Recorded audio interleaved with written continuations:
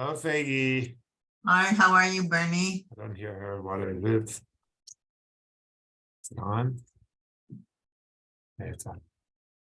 Hi, Faggy. Hi, how are you, Timmy? Good, what's doing? You tell me. How are you, Barbara? Baruch Hashem, and you? Oh, Hello. Mazel Tov on your bar mitzvah. On whose bar mitzvah? Didn't you go to New York for a bar mitzvah? That was a wedding. Oh, wedding. Well, Mazel Tov. Thank you. Thank you. How was it? Obviously, it's beautiful. It's family wedding.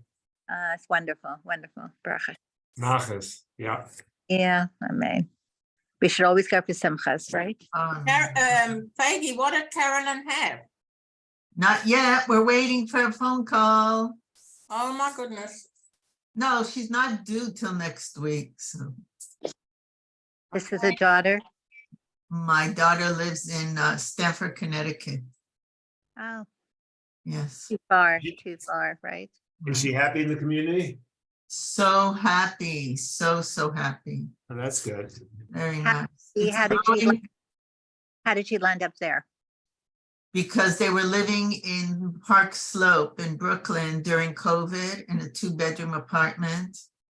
And my nephew was living in Stamford and he told them about a house that was for rent. So they went, they liked it and spent a Shabbos there and decided to move there. Lovely. Was there a yeshiva base there at all? Like, how did the community start? They're in a more modern community. There's a more yeshiva-based community in, where is it? In, I forgot what it's called. Yeah, there's a, In Waterbury. in Waterbury, right? In Waterbury. Has a Yes. yeshiva there, Yeah, in Waterbury. Yeah. Kaya, somebody said you went to Israel. I am. I'm joining in from Israel. Good morning. Oh, nice. Good morning, everybody. It's 6:15. Yes, here in the morning right now. wow, That's devotion. Yes. Wow. Yeah. I'm seeing a lot of warm weather coming up. It's going to be on Friday. Will be 100 degrees. Yes. Wow. It's still cold here. I'm waiting for warm swimming weather. Right. I. How are you, Mario? Okay, thank you. Y Ana, ¿cómo está? Very good, very good. ¿Está disfrutando? Muy bien, muy bien. Disfrutando? Yeah, that's what she says. Okay, I'm sure. I'm sure she's having a great time. Is Ernie joining us? What time is it? Oh, it's 8:20. 8:18. 8:18, 8:18. Okay.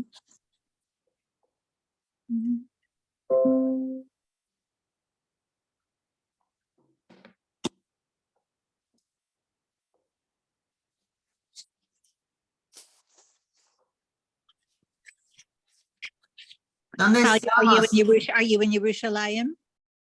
No, I'm not. I'm in Ramat Bet Shemesh, not far from my children. I rented a house. I rented an apartment. I'm sorry, I rented an apartment not far from them. But yesterday I spent the whole day in Yerushalayim and it rained and it was cool. Yeah, yeah. Wow. How far is Ramat Beit Shemesh from Yerushalayim? I mean, driving distance is not so bad. It's about 45 minutes. Oh. Not too bad. Really not too bad. Yeah, not too bad. Very nice. This coming Shabbos, my son and daughter-in-law are making a bar mitzvah for their youngest son. Hi, Mazal Tov. Mazal Lovely. tov, תודה רבה. תודה רבה. So, Very nice. yeah, but I will stay a while. I'm not coming right back. Why I'll probably should you? be here. You're right. Yeah. You're right. Early. Yeah. It's very early for you. Wow.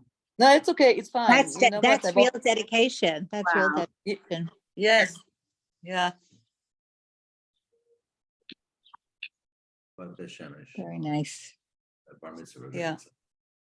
Could I have, You guys have you in Israel. Yeah. thank Yeah. you. There's more, Nicole. Okay. Hey, Dee. Susie, welcome back. Thank you, Mazel tov, Oh, mazel yeah. tov. thank you so much. Baruch Hashem, we're all busy with simchas. Amen. Yes, Amen. yes. Baruch Hashem. I hope everybody had a wonderful Shavuos. And as we say, as we leave shul, a gitten zimmer, I get in the simmer. everyone should have a good summer full of mazel and bracha. Amen. Amen. So we're in Melachim, Perek Gimel, Pasuk Yud Beis. Pasuk Yud Beis. We started off the Perek with the sugi of Shlomo marrying Bas Paro. Last week, the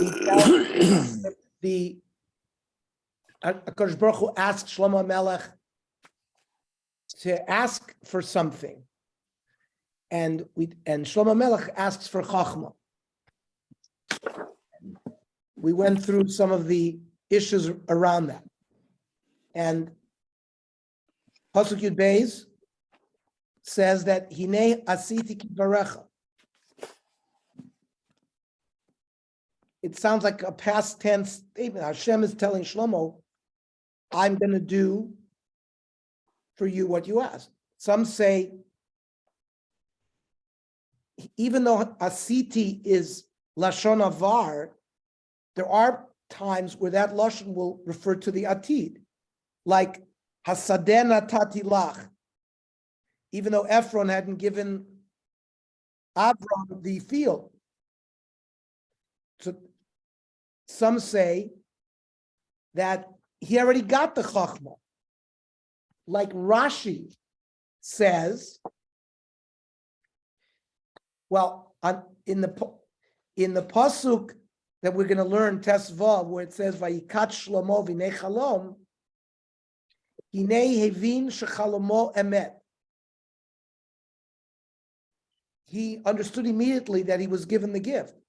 Shomea of mitzav tseif umevin lashono.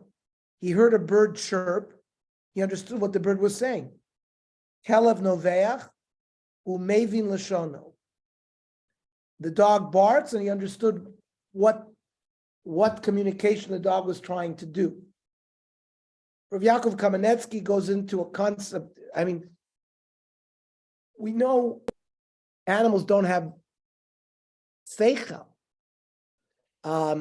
They certainly, the thing that distinguishes human beings from animals is ruach mamalala, as it says in Bereshis. Vayipach ba'apav ruach. There's a pasuk where Hashem blew nishmas chayim into Adam Arishon, and Targum Onkelos there says ruach mamalala, the ability to speak. So, what does it mean that Shlomo HaMelech understood the language of the animals? So, animals communicate with each other. They don't create an abstract thought, like we think of things and we have ideas, and abstract, and our speech can reflect that. But they certainly communicate. We're going here, we're going there, whatever is important for the social group, for the communication to go on. That's what Shlomo Melech understood. Excuse me, yeah. why would that be an important component of Chachma? Because Chachma he wanted so he could judge the people, adjudicate in a, proper way. So why would, knowing the language, why would that be a component that's significant here? So we're missing a pasuk that's written in Divrei Hayomim. We know there's a parallel. We've been talking all along. Sefer Melachim, Divrei Hayomim. So listen to the pasuk in Divrei Hayomim. Hachachma v'hamada natun lacha. Doesn't just say Chachma. It says Chachma and Mada. Mada, as we understand it, means science, the creation, the natural world. And so I think the speech falls into that category of Shlomo Melech not just was given Chachma Elokit, Torah's Chachma, but he was given Mada Chachma as well, Torah Umada. They're two separate things. As Jonathan, I highly recommend if you haven't read the book, The Great Partnership by Jonathan Sachs, Alav Shalom. The Great Partnership talks about religion and science. And science answers, religion and science deals with two different questions. Science deals with the question, how, what, how does it work? What is it? Okay. It doesn't deal with the why. That's what religion deals with. Why? Why do we have a universe? Why do we have human beings? Why? No, by the way, early Greek philosophers like Aristotle, like Plato, they did attach teleology, which was the concept of, well, what is the underlying purpose of why this was created? Aristotle had a scientific approach of how to analyze things. And they had something called, but this scientific revolution in the time of Isaac Newton, they got rid of it. Galileo and Newton, the revolution was, we're not going to deal with the why. We're going to measure and we're going to explain the what and the how, but not the why. So Torah and Mada are two different things. And Shlomo HaMelech became an expert in both.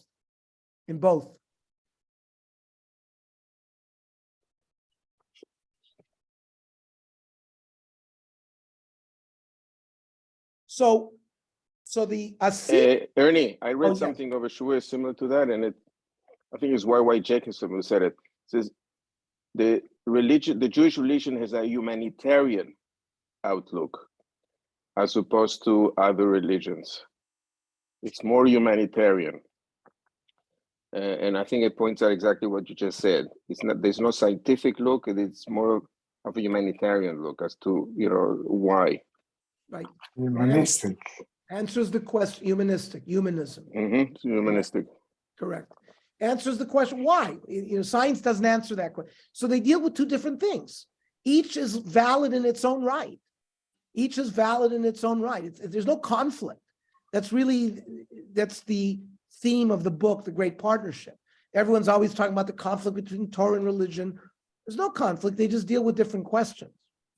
Okay. Say again, Torah and science. What did I say? Torah and science. Mm. Yeah, I'm sorry, Torah and science.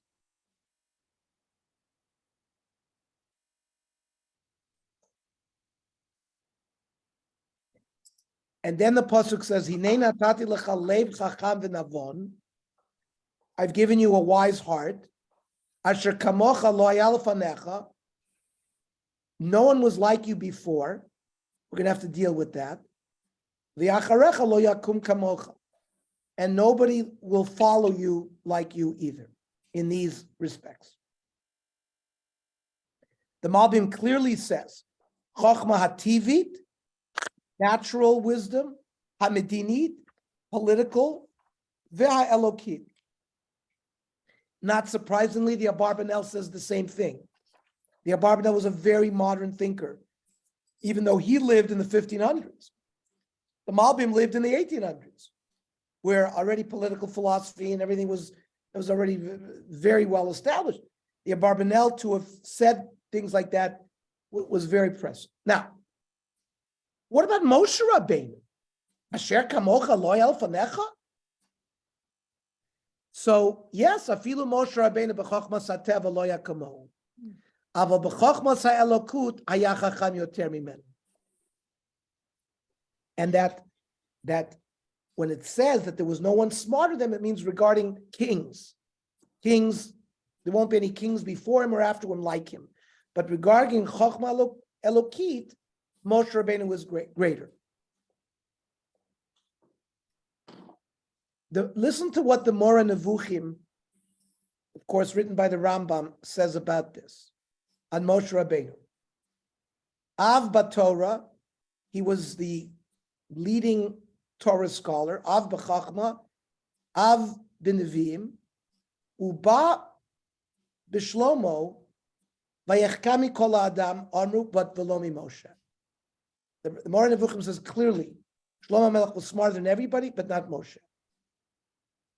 Kihu Rotzeba on Romi Kol Adam Kol Anshe Doro. The Rambam says means his generation, or before his generation. We're going to see later on in the few parak, they talk about people named Haman, Kalkel, Darda, and the Bnei Machul. These were very, very famous, smart people. And he was smarter than them. So the Rambam, interesting, in Hilchos Tshuva, in the Mishnah Torah, not the Moreh Nevuchim, says, Melech HaMashiach, Sheyamod Mizera David, Baal Chachma Yiyeh Yeter Mishlomo. He says the Melech HaMashiach will be wiser than Shlomo Melech. The Navi Gadol who Karov LeMoshe Rabbeinu. Not greater, but close to Moshe Rabbeinu. Lefichach Yilamed Kol Ha'am V'Yorotam Derech Hashem. The Mashiach will be able to teach the people in the world the ways of Hashem.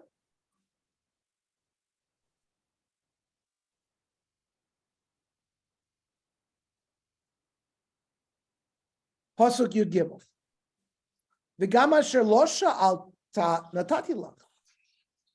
Shlomo Melech did not ask for riches or wealth.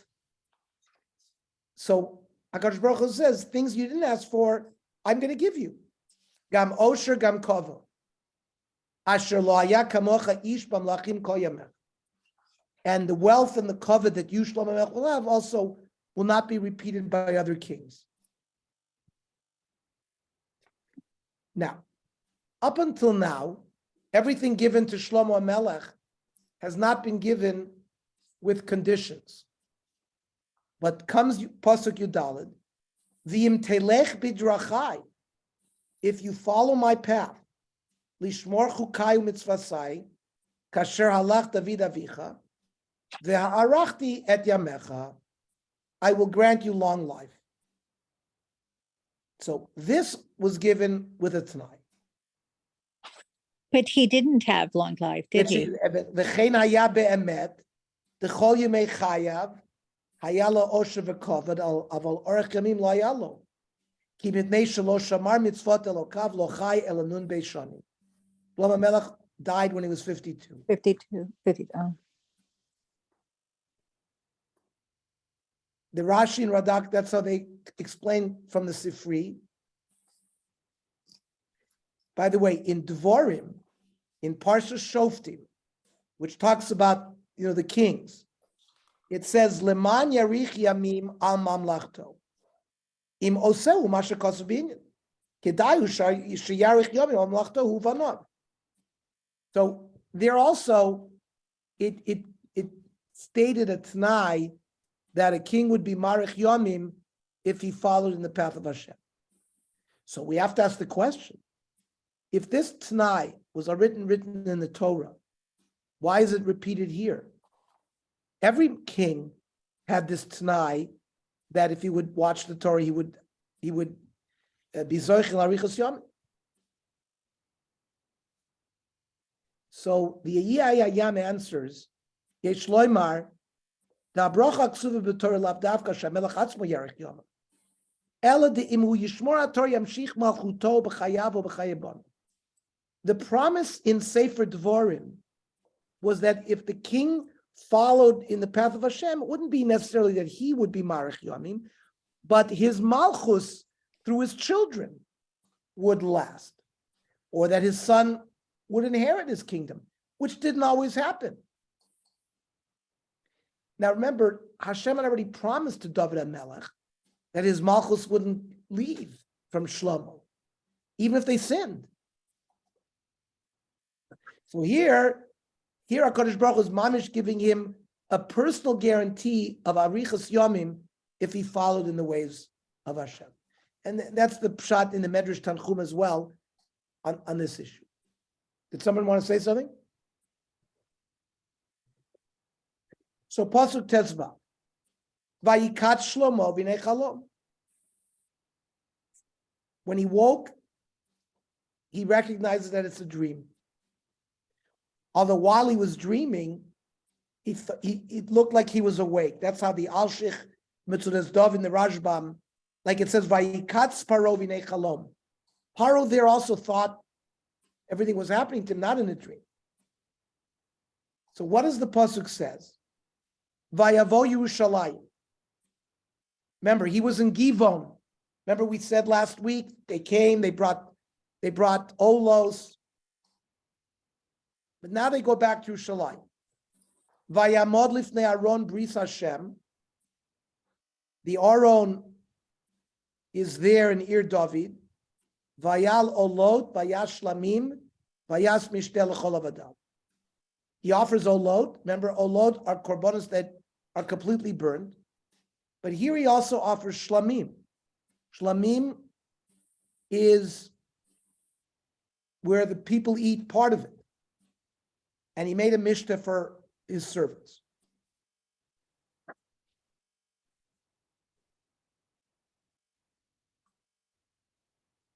We learned already last week that in the more Nevuchim that this is clearly a chalom and not a nevuah. Even though many nevuahs came to Nevi'im b'chalom, like it says by Moshe Rabbeinu, b'chalom adaber bo. It doesn't there say by Moshe Rabbeinu, oh, v'hinei chalom. So that's how the more Nevuchim learns. You can differentiate between whether it's just having a dream or there's having a nevuah in a dream. Now, what about this issue that they were in Givon and they had offered olot there on the copper mizbeach that had been built by Moshe, where the Bama Gdola was, and he saw the mare of Hashem appearing to him. Why isn't he going back to Shalayim now? He should have been makriv the korbanos there in Givon. So Hilas Yaakov wants to learn. Yushalayim is the Iker Mokam Ashras Ashchina. And he wants to be moda to Hashem on this great Tova that was given to him. Also, his father David had been Makriv Karbonis near the Aron, even though there was a Bama Gdol in Givon. So he wanted to follow the practice of David HaMelech. Now, we're going to see soon that this Iker Simcha, as to why he's bringing shlamim, is a simchas haTorah. So he did it dafka by the Aron HaKodesh, which is the source for the Torah. And the Malbim is machadesh here that at this time, when Shlomo returns to Yerushalayim, he brings the copper mizbech with him and the Oel Moed with him. And when the Beis HaMikdash is finally erected, these are buried. They are ganuz la'asid lavo. Shlomo HaMelech was gonez, the original Oed Moed that Moshe built in the Midbar, and this, I guess, the remnants of it that hadn't been destroyed by the Plishtim.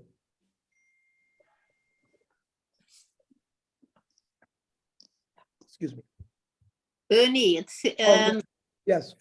in the art scroll, since you're talking about his wisdom, it says, since Solomon made a great celebration upon receiving the gift of wisdom, the Midrash derives that it is appropriate to celebrate upon finish the Torah, Shirashi Brim Braba 1-9. This is the basis for the reveille of Simchas Torah. The yearly Torah reading cycle is completed. I just thought it was interesting.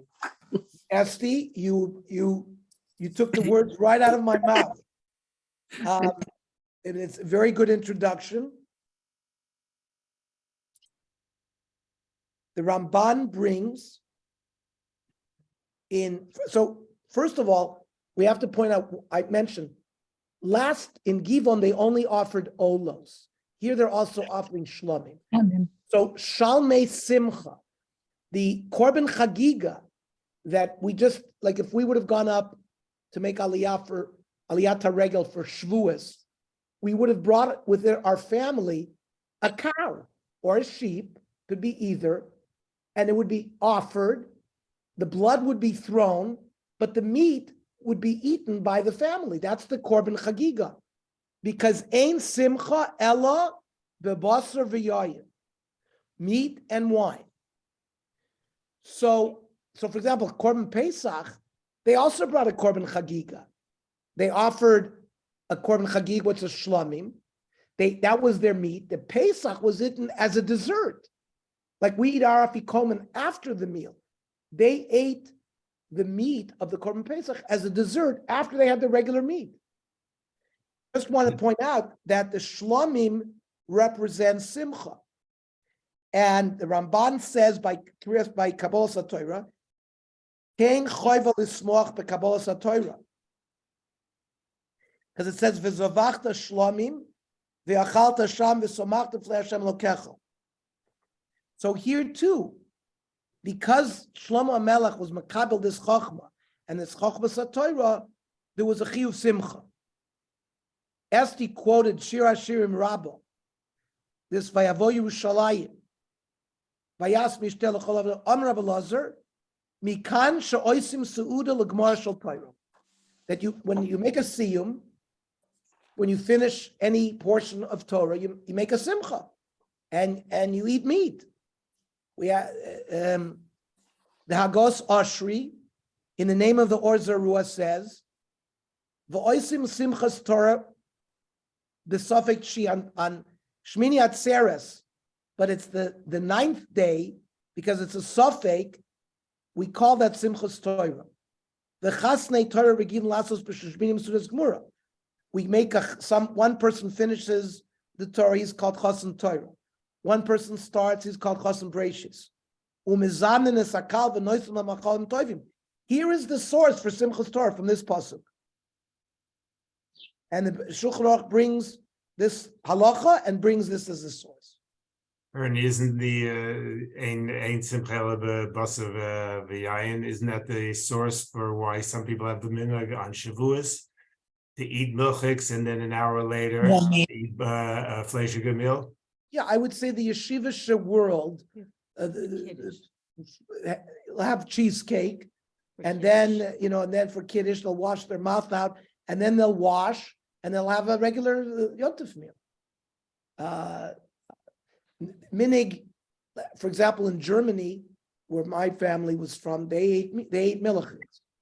But in Lithuania and in the yeshivish world, you find, they don't only eat melachik. They start off with a little bit melachik and then they eat meat. For that reason.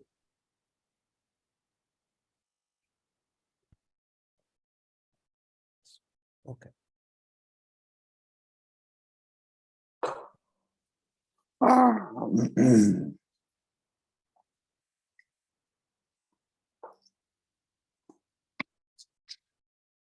Here's something very interesting from Rabbi Schwab.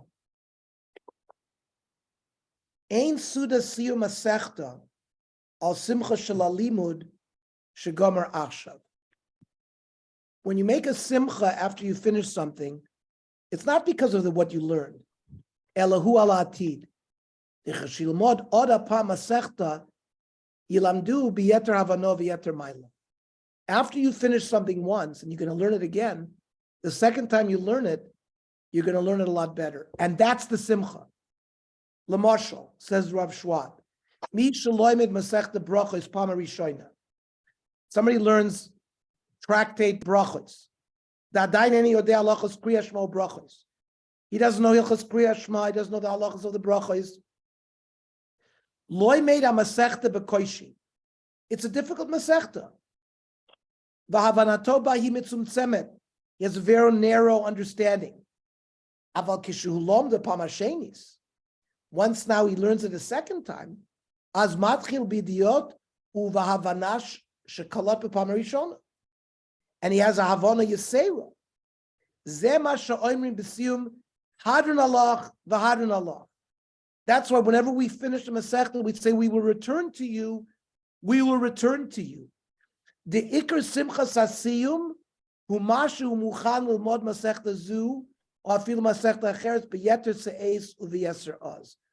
It's a beautiful thought that when we have a simcha by a siyum, it's not to pat us on our back of what we learned, but no, it's for the simcha, but that in the future we're going to learn it again and we're going to understand it a lot better.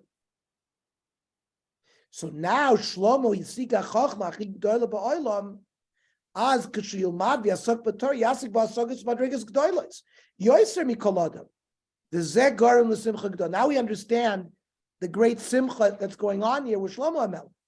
Because he's been given this great gift of Chochma, he's going to understand every sugya much better.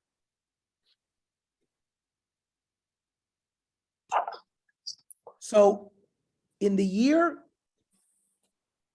19 Tafshin Pei, that's only 3 years ago. Okay, so 2020. So the Rav Kamenetsky, Shimon Kamenetsky, no, the son of Rav Yaakov Kamenetsky, the Rosh Hashiva in Philadelphia.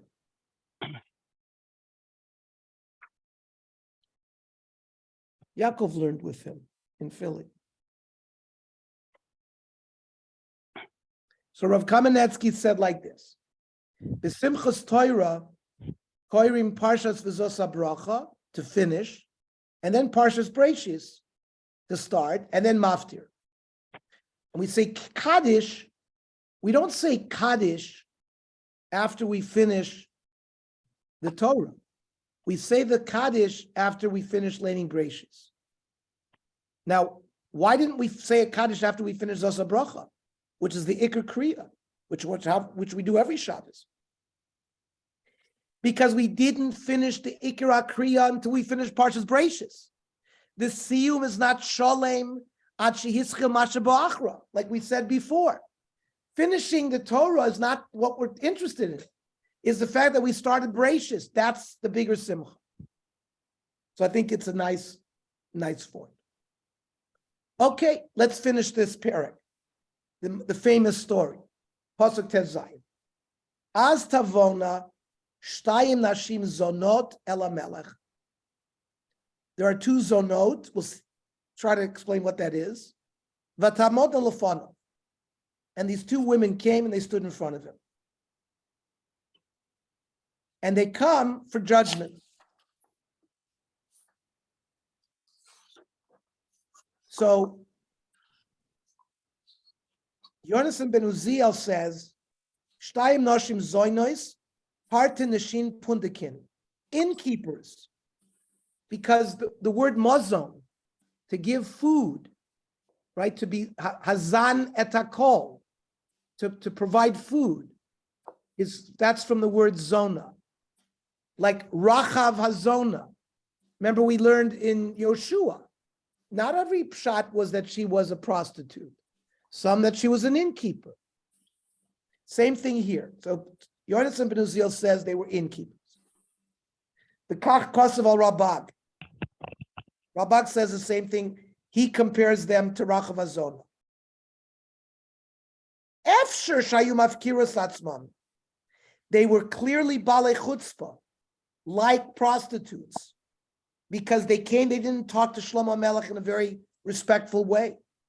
Number two, the Meforshim point out, there's other Beis Dinim. They're going directly to the king.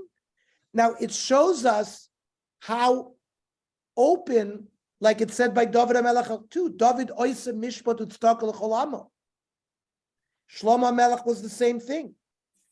He had access to his people. So it's a praise to Shlomo, but they find in some of the words of these women that they spoke chutzpahdik to Shlomo. That's why some learn that they were mamish prostitutes. And we're going to learn a famous medrash. It says in Kilas Rabo, Az tavona shtayim nashim zonos. Mihayu, who are these women? Rab Meir Oimer, Ruchos Hayu. They were spirits. They weren't human beings. They were just spirits. Rabbanan Amri Yavamos Hayu. They were co-wives. Either they were married to the same man, or it was a mother-in-law and her daughter-in-law. We'll see how that works. Rav Simon b'shem Rav Yeshua says Zoinas Mamish, that they were Mamish Zoinas. Now, before we start going into this, I want to read the psukim.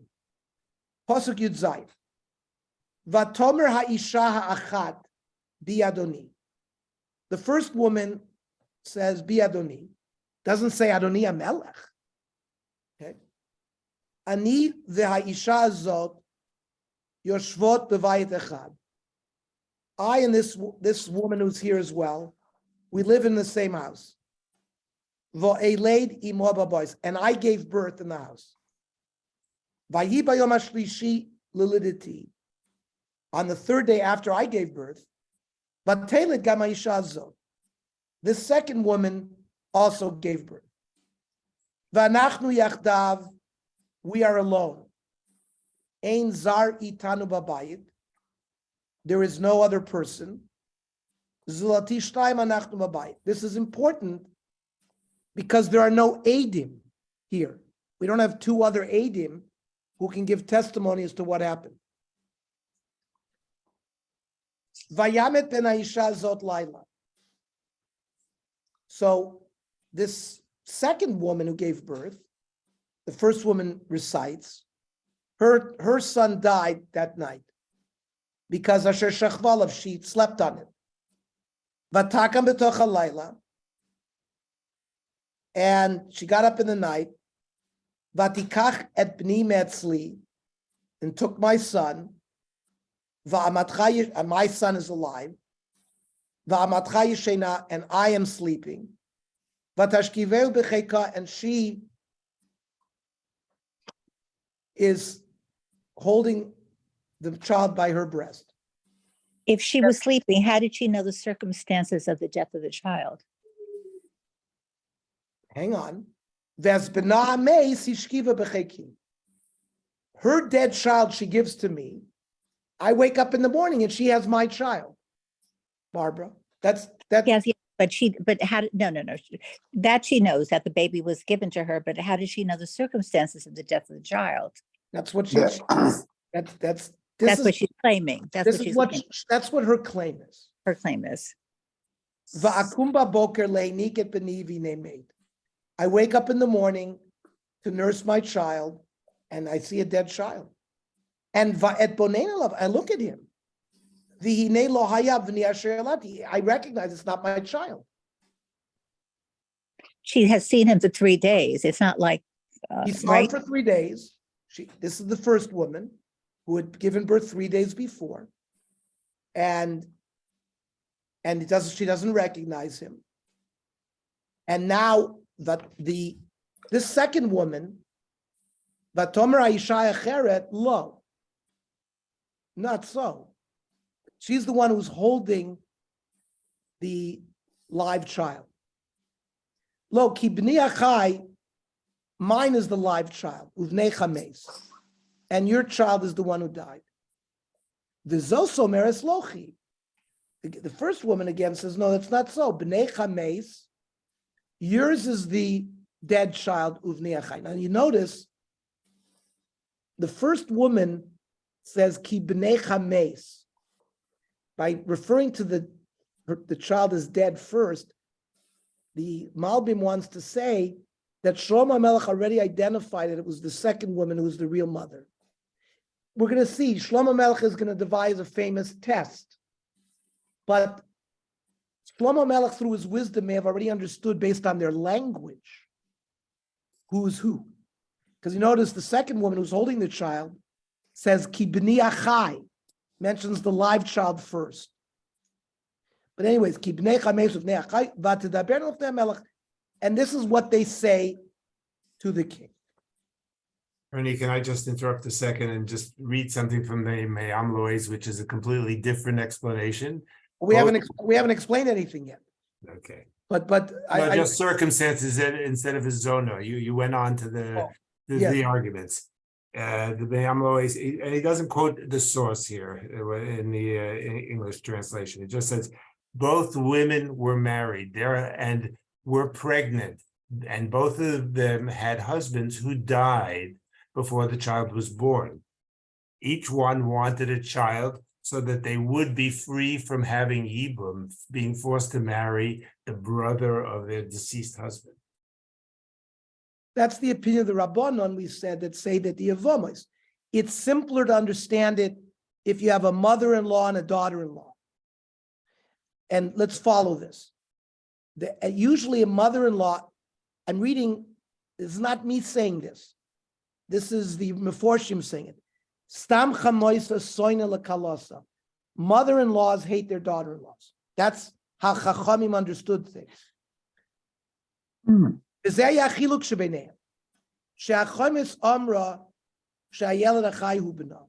The mother-in-law said, this is my child.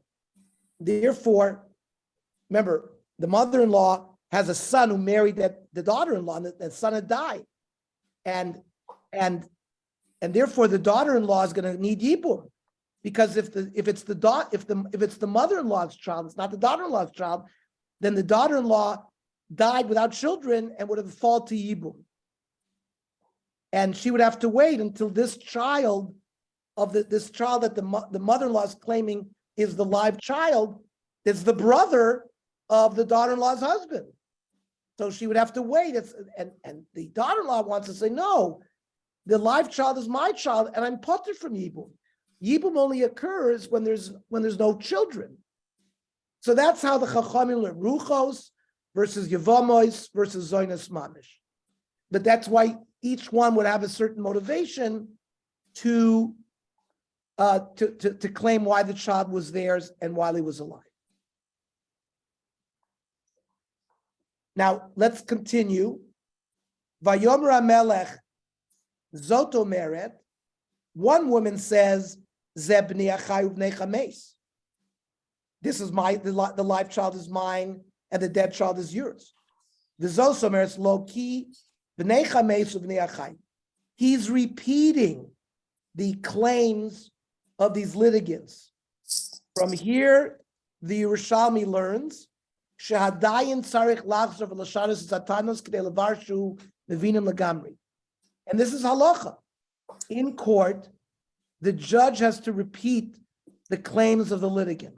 Says the Rambam in tzarich hadayin lishmoa tainus balidinin u'lashanos tonasemen, to repeat it. So we understand. So it's clear that the dayan understood the proper claims of each side. Chav Dalet. Vayomer HaMelech chuli chorev.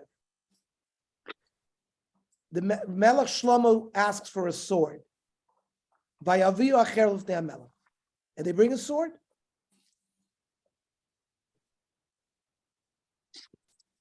Now, if he had a psak din that he was going to divide the child in two, he didn't announce that. First, he sprak the cherev, because he is creating a psychological tension among these women to see whose compassion is going to be aroused, right? Says, and that's the order. He didn't say Gizru is Amelach, then bring the cherev. He should have uttered the psak din, but he didn't. He said, bring the cherev first. Vayomer HaMelech Gizru is Hayeled. Shlomo said to divide the child. Hachai lishnayim. Utnu et achetzi lachat vet achetzi lachat. So, Vatomer Aisha Asher B'no Achai. So the real mother, who's the one who's holding the child. El HaMelech ki nichmaru rachamei al b'no. Vatomer bi Adoni tenu la sayelud achai. Give the other woman this live child. Ve'ameis al temisu. And don't kill her. Don't kill the child. The Zosomeres, Gamli Gamlach lo yugzar. No, you shouldn't have it, and I shouldn't have it divided. Now, just to understand, the real mother was holding the child. she's called a muhzik. There is a principle in halacha called hamotzi mechavero alav. What was that? There's a principle in halacha that we have all the time in Shas called hamotzi mechavero alav araya. If Susie is opposing me, and I claim that she owes $1,000 to me, and she has $1,000, she's holding the $1,000. I can't get the $1,000 from her unless I bring proof. If I can't prove, whoever's holding, meaning possession is 90% of ownership. Whoever's holding the item, they basically get to keep it unless the other side brings proof that it doesn't belong to them. There was no proof in this case. Neither side had proof. So it should have been left in the woman holding it, but she was willing to give it up because she didn't want to see the child killed. So Pasuk Chav Zayin, Vayana Melech Vayomer, Tnu Lo Asayeludachai. She is the rightful mother. V'Hamet Lo Timitu, He Imo. And Chazal say, when it says He Imo, a bas kol came out and said, yes, she is the mother. Now, you should all be yelling at me. What do you mean? Ein mashgichin bevaskol. We have the famous story of the Tanur Achnoi that Rav Eliezer tried to say, let the walls crumble. Then a Baskol said, the halacha is like Rav Eliezer. Rav Yeshua said, Lo b'shamayim. We don't paskin from a Baskol. But anyways, here, to show the wisdom of Shlomo Melech to the rest of the people, the Baskol says, she is really the righteous mother.